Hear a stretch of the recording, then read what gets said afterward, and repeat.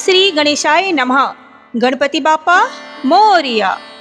प्यारे भक्तों, आज बुधवार के दिन विघ्नहर्ता मंगलकर्ता भगवान गणेश जी की पूजा अर्चना की जाती है। आज के दिन प्रथम पूजनीय भगवान गणेश जी के मंत्रों का जाप या श्रवण करना बहुत ही फलदायी होता है। प्रिय भक्तजनों, विघ्नहर्ता मंगलकर्ता भगवान गणेश जी जिस व्यक्ति पर अपनी कृपा दृष्टि रखते हैं, उस व्यक्ति का कोई भी बाल भी बांका नहीं कर सकता। प्यारे भक्तजनों, गणेश भगवान ही एक ऐसे देवता हैं जो हमेशा सबसे पहले पूजे जाते हैं। चाहे आप कोई भी कार्य करें, उनके बिना किसी भी कार्य की शुरुआत नहीं हो सकती है। और गजानन महाराज को सबसे अधिक प्रिय है उनके मंत्र। जो व्यक्ति गणेश भगवान के मंत्रों का जाप करता है, वो अपने जीवन में सदा ही खुश रहता है। प्यारे भक्तों, आज हम आपको गणेश भगवान का एक छोटा सा मंत्र सुनाने वाले हैं। इस मंत्र का केवल आपको 108 बार के लिए ही जाप करना है। और यदि आप इस मंत्र का जाप 108 बार के लिए नहीं कर सकते हैं, तो प्रिय भक्तों, इस मंत्र का जाप आप केवल 21 बार करें तो भी आपको इसका पूर्ण फल प्राप्त होगा।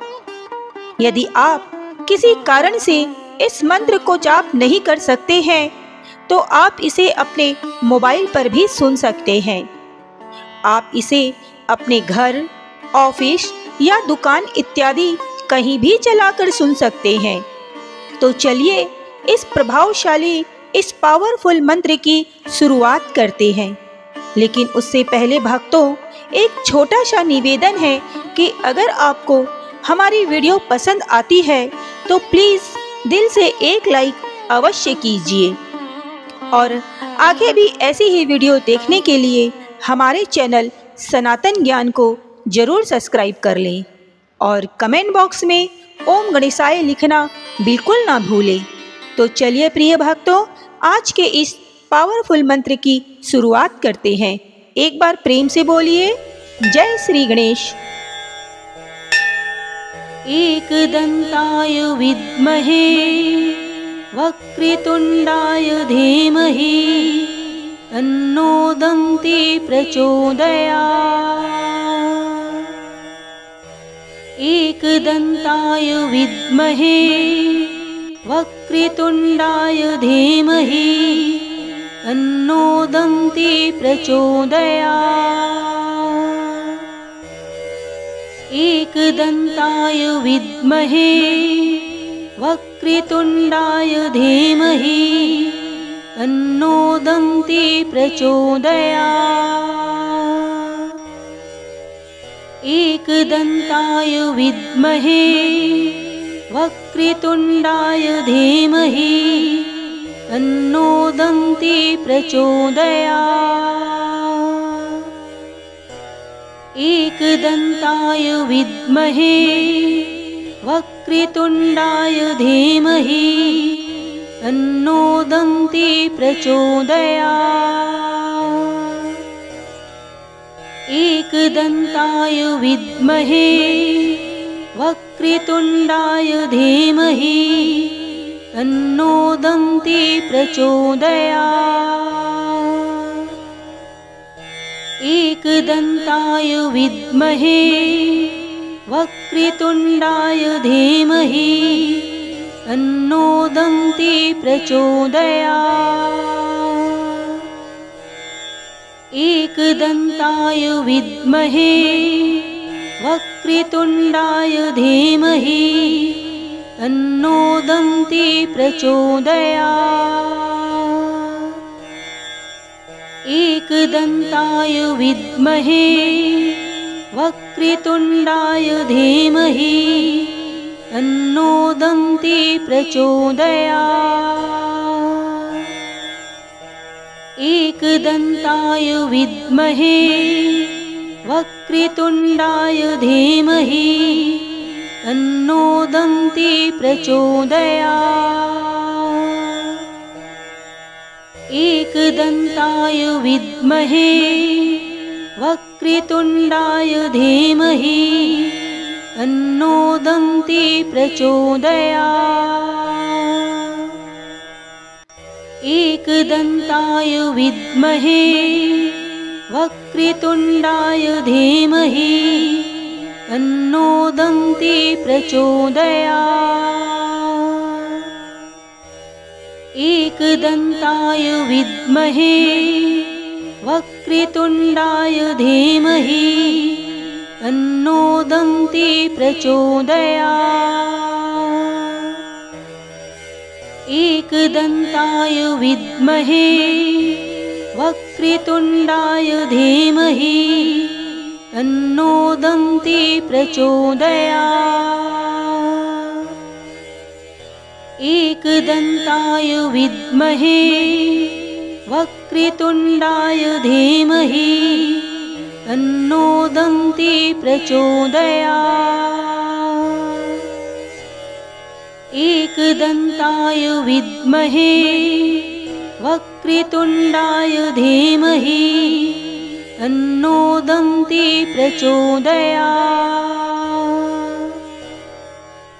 एकदन्ताय विद्महे वक्रतुण्डाय धीमहि तन्नो दन्ती प्रचोदयात्। एकदन्ताय विद्महे वक्रतुण्डाय धीमहि तन्नो दन्ती प्रचोदयात्। एकदन्ताय विद्महे वक्रतुण्डाय धीमहि तन्नो दन्ती प्रचोदयात्। एकदन्ताय विद्महे वक्रतुण्डाय धीमहि तन्नो दन्ती प्रचोदयात्। एकदन्ताय विद्महे वक्रतुण्डाय धीमहि तन्नो दन्ती प्रचोदयात्। एकदन्ताय विद्महे वक्रतुण्डाय धीमहि तन्नो दन्ती प्रचोदयात्। एकदन्ताय विद्महे वक्रतुण्डाय धीमहि तन्नो दन्ती प्रचोदयात्। एकदन्ताय विद्महे वक्रतुण्डाय धीमहि तन्नो दन्ती प्रचोदयात्। एकदन्ताय विद्महे वक्रतुण्डाय धीमहि तन्नो दन्ती प्रचोदयात्। एकदन्ताय विद्महे वक्रतुण्डाय धीमहि तन्नो दन्ती प्रचोदयात्। एकदन्ताय विद्महे वक्रतुण्डाय धीमहि तन्नो दन्ती प्रचोदयात्।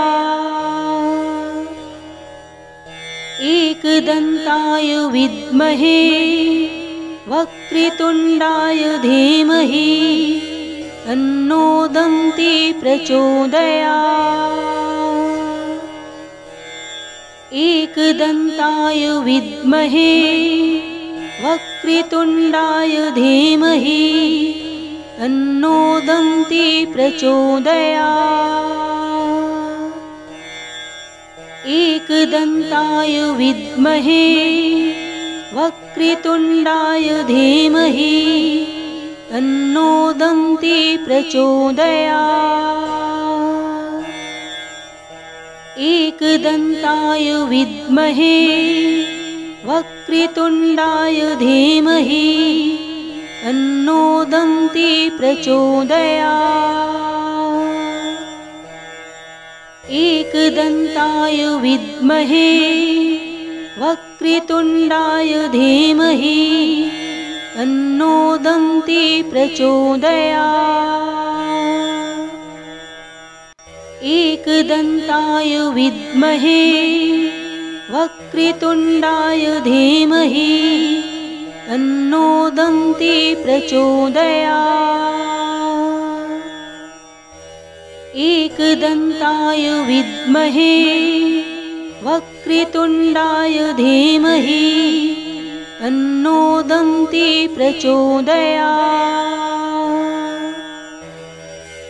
एकदन्ताय विद्महे वक्रतुण्डाय धीमहि तन्नो दन्ती प्रचोदयात्। एकदन्ताय विद्महे वक्रतुण्डाय धीमहि तन्नो दन्ती प्रचोदयात्। एकदन्ताय विद्महे वक्रतुण्डाय धीमहि तन्नो दन्ती प्रचोदयात्। एकदन्ताय विद्महे वक्रतुण्डाय धीमहि तन्नो दन्ती प्रचोदयात्। एकदन्ताय विद्महे वक्रतुण्डाय धीमहि तन्नो दन्ती प्रचोदयात्। एकदन्ताय विद्महे वक्रतुण्डाय धीमहि तन्नो दन्ती प्रचोदयात्। एकदन्ताय विद्महे वक्रतुण्डाय धीमहि तन्नो दन्ती प्रचोदयात्। एकदन्ताय विद्महे वक्रतुण्डाय धीमहि तन्नो दन्ती प्रचोदयात्। एकदन्ताय विद्महे वक्रतुण्डाय धीमहि तन्नो दन्ती प्रचोदयात्।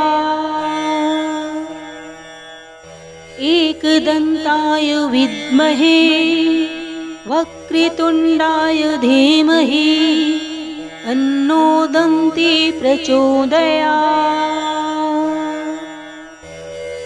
एकदन्ताय विद्महे वक्रतुण्डाय धीमहि तन्नो दन्ती प्रचोदयात्।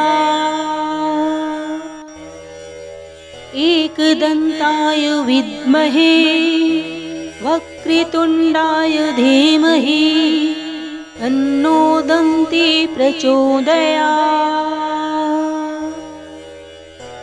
एकदन्ताय विद्महे वक्रतुण्डाय धीमहि तन्नो दन्ती प्रचोदयात्। एकदन्ताय विद्महे वक्रतुण्डाय धीमहि तन्नो दन्ती प्रचोदयात्। एकदन्ताय विद्महे वक्रतुण्डाय धीमहि तन्नो दन्ती प्रचोदयात्।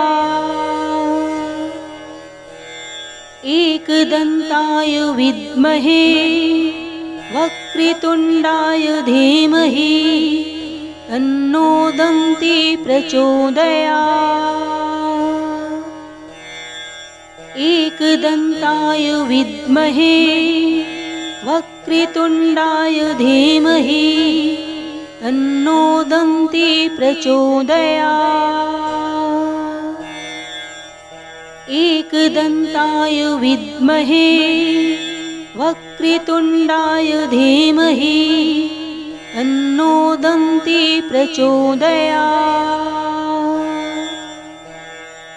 एकदन्ताय विद्महे वक्रतुण्डाय धीमहि तन्नो दन्ती प्रचोदयात्।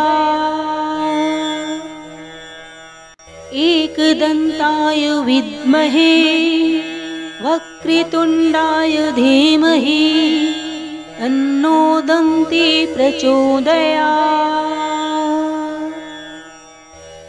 एकदन्ताय विद्महे वक्रतुण्डाय धीमहि तन्नो दन्ती प्रचोदयात्।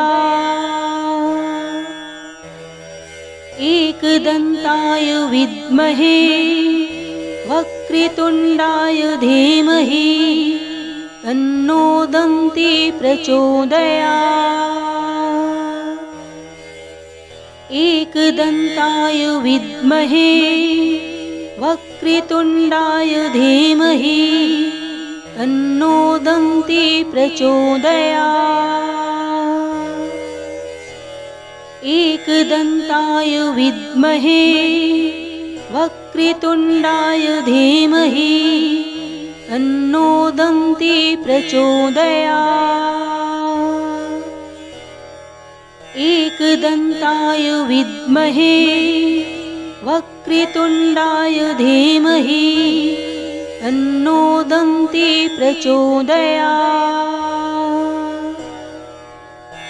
एकदन्ताय विद्महे वक्रतुण्डाय धीमहि तन्नो दन्ती प्रचोदयात्। एकदन्ताय विद्महे वक्रतुण्डाय धीमहि तन्नो दन्ती प्रचोदयात्। एकदन्ताय विद्महे वक्रतुण्डाय धीमहि तन्नो दन्ती प्रचोदयात्। एकदन्ताय विद्महे वक्रतुण्डाय धीमहि तन्नो दन्ती प्रचोदयात्। एकदन्ताय विद्महे वक्रतुण्डाय धीमहि तन्नो दन्ती प्रचोदयात्। एकदन्ताय विद्महे वक्रतुण्डाय धीमहि तन्नो दन्ती प्रचोदयात्। एकदन्ताय विद्महे वक्रतुण्डाय धीमहि तन्नो दन्ती प्रचोदयात्।